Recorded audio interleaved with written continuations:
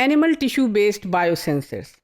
Animal tissue based biosensors are those biosensors in which animal tissue is used as a biological recognition element.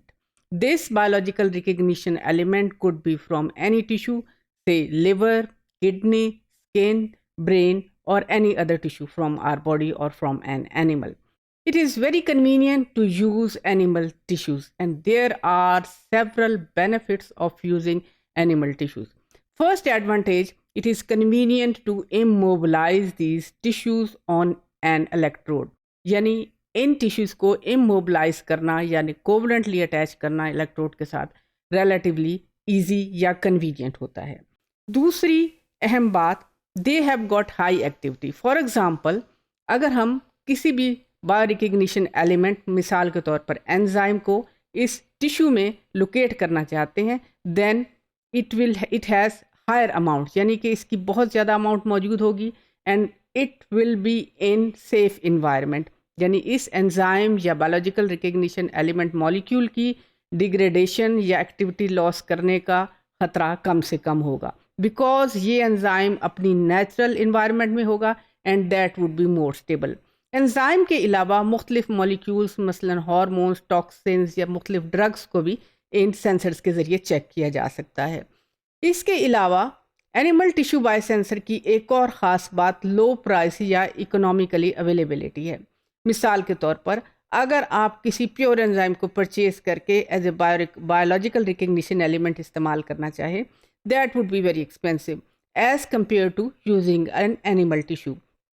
Animal tissues are easily available and that could be used as a convenient source of that biological recognition molecule. इसके अलावा इन tissues में मुख्तलिफ factors या को factors की amount भी मौजूद होती है, हमारे मॉलिक्यूल्स की एक्टिविटी के लिए रिक्वायर्ड होते हैं. अब इसके बाद हम इस तरफ आते हैं कि आखिर किस तरह के cells animal tissue based biosensors में इस्तेमाल किए जा सकते हैं. दरअसल टिश्यूज़ सेल्स का ही एक मुरक्का होते हैं. एक टिश्यू में बहुत से सेल्स मौजूद होते हैं.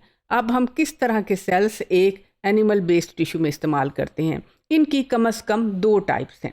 पहली टाइप तो ये कि हमने कोई भी सेल लिया और उसमें अपनी डिज़ायर्ड यानी कि जिस तरह का हम बायोसेंसर मॉलिक्यूल बनाना चाहते हैं उन मॉलिक्यूल्स को जेनेटिकली इंजीनियरिंग के ज़रिए उसमें ट्रांसफ़र या क्लोन कर दिया और इस ग्रुप ऑफ सेल्स को हमने as a biological recognition elements use किया. दूसरी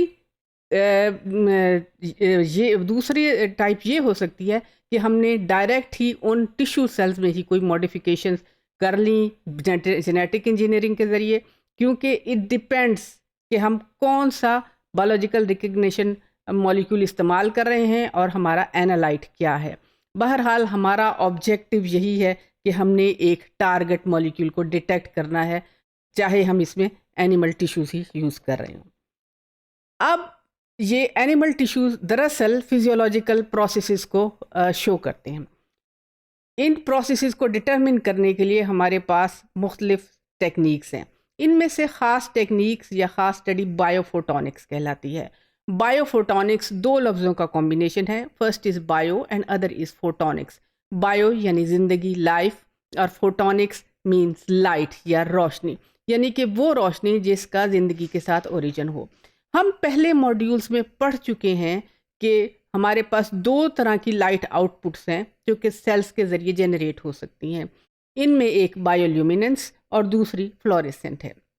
बायोल्यूमिनेंस वो लाइट है जो कि आम तौर पे एनिमल सेल्स के अंदर मौजूद होती है.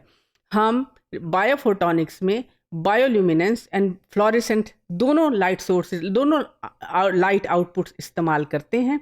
और ये याद रहे कि बायोल्यूमिनेंस हमें एनिमल सेल्स के नॉइज़ या इंटरनल बायोल्यूमिनेंस के मुतालिक हमें या बैकग्राउंड के मुतालिक हमें इंफॉर्मेशन देती है. यानी कि बायोफोटोनिक्स में दोनों लाइट्स का इस्तेमाल करना ज़रूरी है.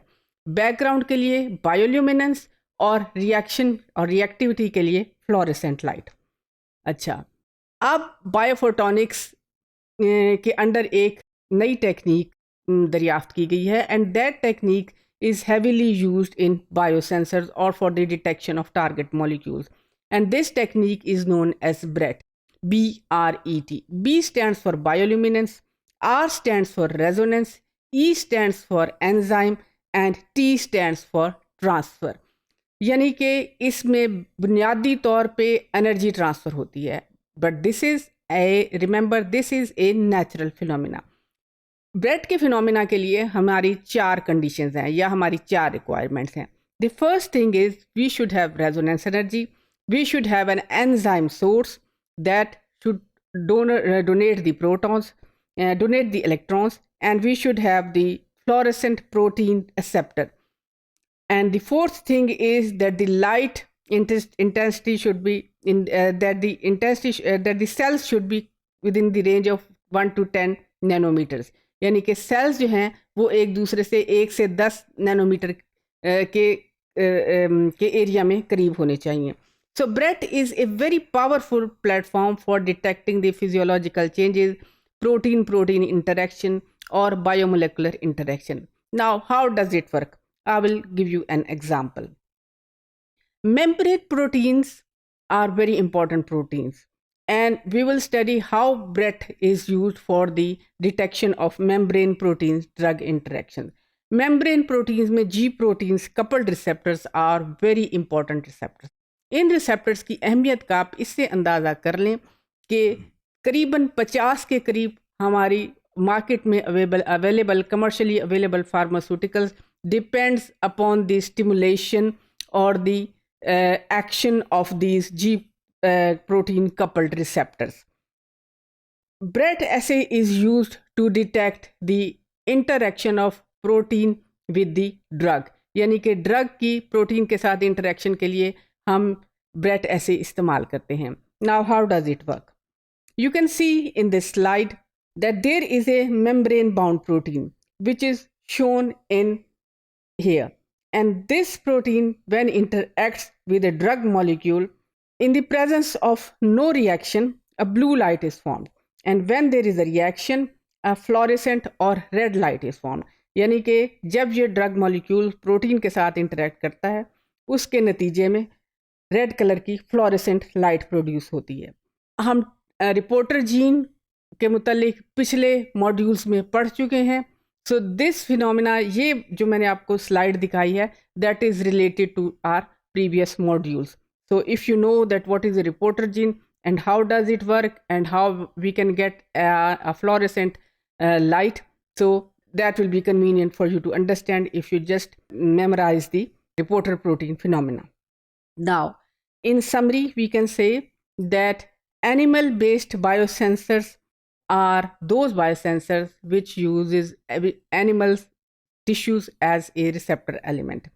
The tissues are easy to mobilize and they are a good source of molecules, biomolecules. These molecules are in their stable conformation or stable condition in that particular cell or molecule.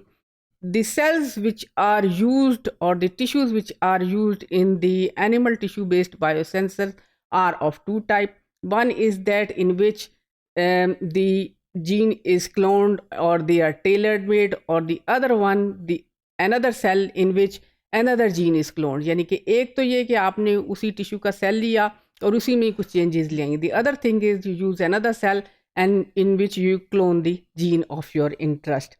और animal tissue based sensor की sensing के लिए BRET technique is one of the most popular technique जिसके ज़रिए हम animal tissue based biosensor का impact देख सकते हैं.